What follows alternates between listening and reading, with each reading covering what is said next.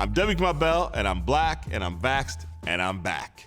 I know a lot of you out there still don't have the vaccine, you're still worried about it, and some of you think you don't need to get it.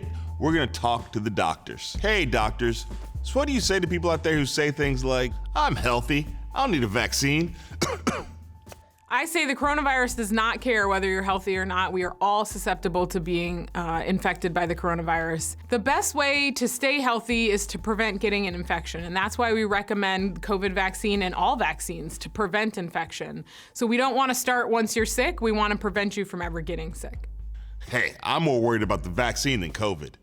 There is no data to show that the COVID vaccines cause long-term symptoms.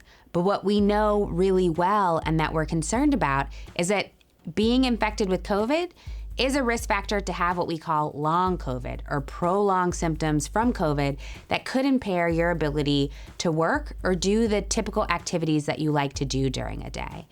It's been over a year. I haven't gotten it yet. Why would I get it in the future? Isn't that how things work? The current concern is a Delta variant. The Delta variant is about 60% more transmissible than the previously concerning variant, the Alpha variant. And it's thought to be twice as transmissible as the original strain that we saw in early in the pandemic. So this virus has the capacity to reach twice as many people. People who got the vaccine are still getting COVID. What's the point?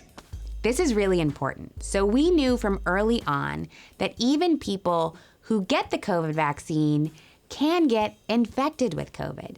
But the reason the COVID vaccines are important and the reason that we say they're incredibly effective is because they protect you from dying of COVID or from even being hospitalized with severe illness if you get infected.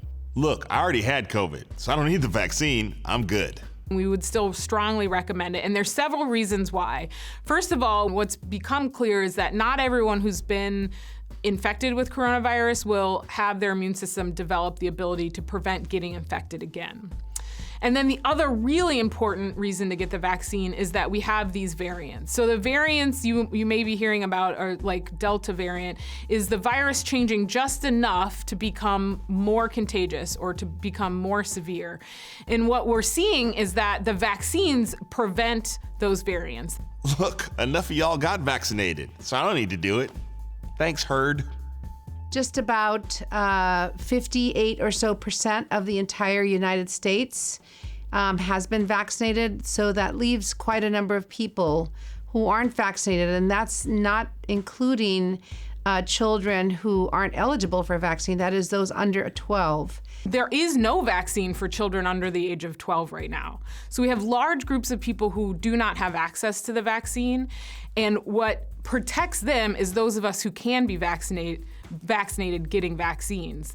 Look, I'm just gonna wait it out. I'll get it eventually, but I'm gonna wait until I have more information.